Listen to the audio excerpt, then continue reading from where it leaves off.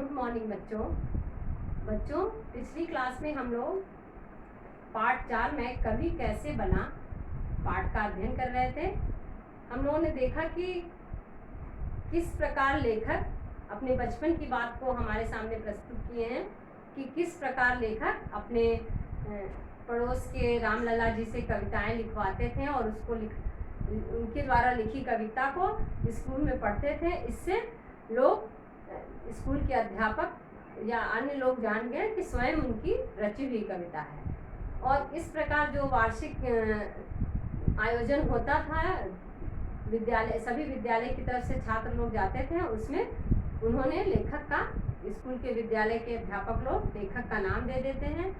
लेखक यह सुनते ही घबरा जाते हैं और अपने कक्षा अध्यापक के पास जाते हैं और एकदम डरे समय सिर झुकाए खड़े हो जाते हैं। उन्हें देख करके अध्यापक बोलते हैं कि बेटा घबराओ नहीं, जा रहे हो तो सभी को पहली बार जाने में थोड़ी झिझक होती है, मगर झिझकने की कोई बात नहीं, तुम अच्छा कर लोगे, जाओ, ऐसा बोलते हैं। और लेखक जो है फिर उनको अपनी बात बताते हैं कि जो मैं कविता पढ़ता था वह मेरी नहीं बल्कि पराई यानी दूसरे की लिखी हुई होती थी। फिर देखिए बच्चों आगे क्या होता है।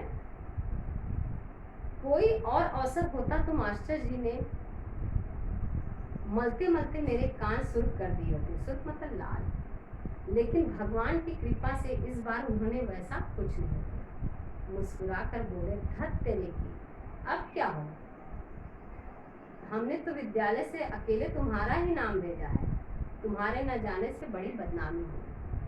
वो बोलते हैं कि अरे तुम विद्यालय से तो तुम्हारा ही एक नाम गया है और तुम नहीं जाओगे तो हमारे विद्यालय की बदनामी होगी। लेखक बोलते हैं ऐसे तो हमको कान लाल करके बहुत गुस्सा आते, लेकिन उस समय वो ऐसा कुछ नहीं बोले। बोले कि तुम्हारा ही नाम विद्यालय की तरफ से भेजा गया और तुम नहीं जाओगे तो हमारे विद्यालय की बदनामी होगी। मैं इसका क्या जवाब देता। वह भी कुछ देर चुप सोचते हैं, फिर एकाएक मेरा भविष्य जैसे उनकी आंखों में चमक गया।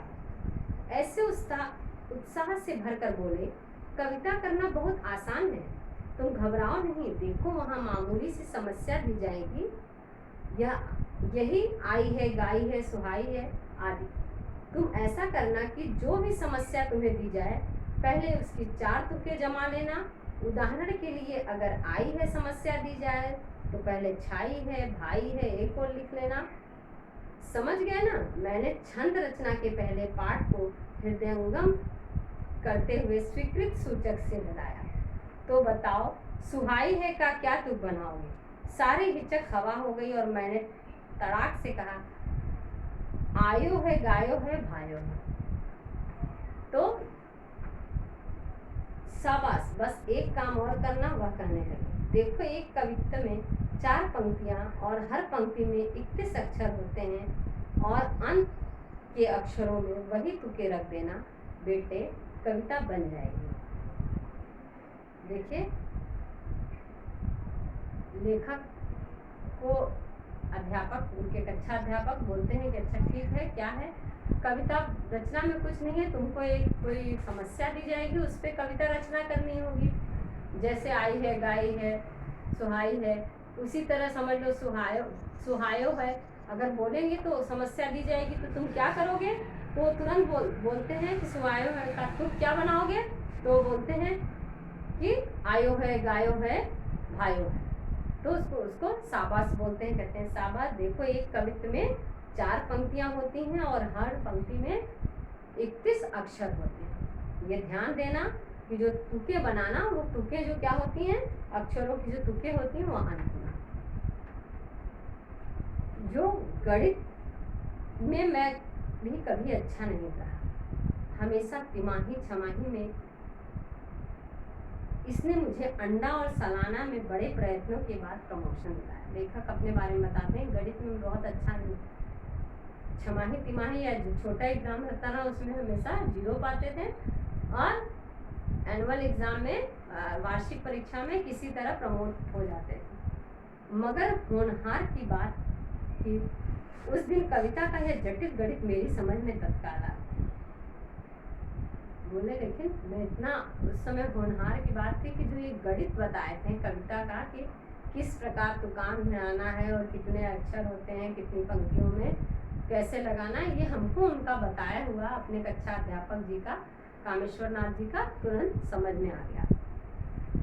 मुझे आज भी याद है कि उस दिन जब नुमाइश में कविता की परीक्षा देने के लिए मैं पहले पहल पहुंचा तो मेरे मन में कोई दुविधा या संकोच नहीं था। लेखक बताते हैं अब वो दिन आ गया जब मैं कविता के लिए परीक्षा देने के लिए पहुंचा वहाँ पर, तो मेरे मन में कोई भी दुविधा या संकोच या डर नहीं था। यद्यपि आगत कविजनों में मैं सबसे छोटा था। आगत मतलब जो वहाँ आए हुए थे कविता पढ़ने के लिए, वो कवियों में मैं सबसे छोटा था, केवल 11 वर्ष का। मगर सच कहता हूँ कि मैंने उस दिन सबको अपने से छोटा अनुभव किया था, क्योंकि मैंने समझ लिया था कि कविता का जो गुण मैंने अभी आज दोपहर को प्राप्त किया है वह इनमें से किसी के पास नहीं है। वो कहें कि वहाँ जाके हम सबसे छोटे, लेकिन कॉन्फिडेंस था पूरा उनको। वो सोचते रहे जो मेरे अध्यापक जी जो गुण हमें कविता रचना का सिखाए हैं वो गुण किसी के पास नहीं। समस्या दी गई, कर्ज को करबो और मरबो बराबर है। मैंने फौरन बराबर शब्द को पकड़ा और फुल स्केप साइज के कागज की दाहिनी तरफ एक के नीचे एक लिखना शुरू किया। सरासर है, झराझर है, लेकिन बंदूक जैसे बंदूक और संदूक के बराबर के बाद तीसरी तुक नहीं मिलती। लेकिन जैसे बंदूक और संदूक के बाद लेखक कहते हैं कि दो तो सरासर और झराझर कर लिए, लेकिन तीसरी तुक हमें नहीं मिली। जिस प्रकार बंदूक और संदूक बोलो, तीसरा क्या होगा वो समझ में नहीं आता क्या होगा तुकान, तो उसी तरह हमें बराबर का झराझर और सरासर मिल गया, लेकिन तीसरा तुकान नहीं मिल रहा था। वैसे ही मुझे बराबर की तीसरी तुक उस समय नहीं मिली, पर मैं रुका नहीं। बराबर है कि तीसरी तुक ऊपर है लिखकर फौरन समस्या को देखे, बराबर है, झराझर है, सरासर है, ऊपर है, ऐसा लिख करके उन्होंने समस्या पूर्ति कर दी, यानी अपनी कविता की पंक्तियों को पूरा कर दिया। कविता तो मुझे अब याद नहीं रही, लेकिन उसका भाव यह था कि देखो मित्र, तुम्हारे पिता ने कर्जा लिया था, उसका कैसा बुरा फल निकला। वह स्वयं तबाह हुए और तुम्हें भी बर्बाद कर गए। इसलिए किसी ने सच ही कहा है, कर्ज को करबो और मरबो बराबर। तो ये लेखक बताते हैं कि हमें पूरी कविता याद नहीं है, मगर इसका अर्थ यही निकलता है कि तुम्हारे इसका जो पिता ने जो कर्ज लिया है उसका कैसा बुरा फल निकला। कर्ज का लेना और देना दोनों बराबर है। इस तरह कर्ज को करबो और मरबो बराबर है। समस्या पूर्ति के लिए 1 घंटे का समय दिया गया था, मगर मैंने कोई 20 मिनट में ही जैसे तेज विद्यार्थी सवाल हल करके स्लेट मास्टर साहब को पकड़ा देता है, कागज परीक्षक को थमा दिया है। बोले लेखक बोलते हैं कि समस्या पूर्ति के लिए 1 घंटा का समय था, लेकिन मैं क्या, हमें तो वो अध्यापक जी का गुण याद था। मैंने मात्र 20 मिनट में अपनी कविता को पूरा कर दिया। जिस प्रकार तेज बच्चा अपने स्लेट पर अपना काम पूरा करके अध्यापक के पास ले जाता है, उसी तरह मैं तेज बच्चों की तरह अपने पेपर को वहाँ पर ले जा करके पकड़ा दिया। मास्टर साहब को जैसे बच्चा पकड़ा था, वैसे वहाँ में जो परीक्षक मेरे आए थे उनको पकड़ा दिया। उस दिन का वह दृश्य आज भी मेरी आंखों के सामने चित्र की तरह खींचा हुआ है। कवि सम्मेलन का पंडाल श्रोताओं से खचाखच भरा हुआ था। मेरे हेडमास्टर और कविता की कुंजी बताने वाले क्लास टीचर भी बगल की कुर्सियों पर बैठे हुए थे। लेखक बताते हैं वहाँ पे खचाखच जो पंडाल था, प्रोग्राम जहाँ था वो भरा हुआ था, और हमारे हेडमास्टर और मेरे जो कक्षा अध्यापक जो हमें सिखाए थे वो दोनों लोग पास में ही कुर्सी पर बैठे थे। भीड़ में मेरे विद्यालय के कितने ही विद्यार्थी और सहपाठी भी शामिल थे। उस वहाँ भीड़ में, क्योंकि वहाँ विद्यालय का छात्र गया था, इसलिए अपने भी विद्यालय के बहुत सारे छात्र और उसके सहपाठी यानी साथ में पढ़ने वाले विद्यार्थी भी वहाँ पर उपस्थित थे।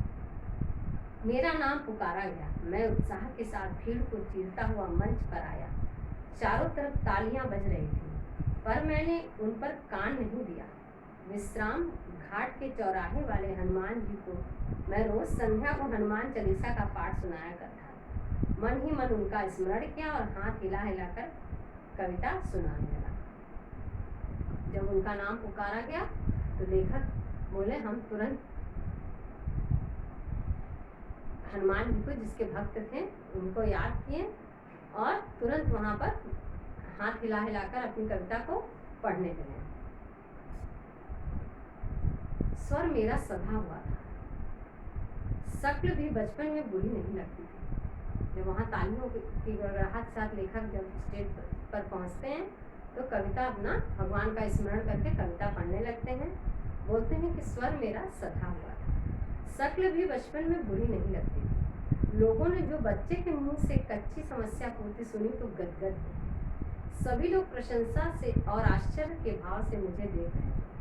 कविता की समाप्ति के बाद मैं तालियों के तूफान में जो खोया तो फिर सुध-बुध नहीं रही। मेरी सांस फूलने लगी, पसीने आ गए।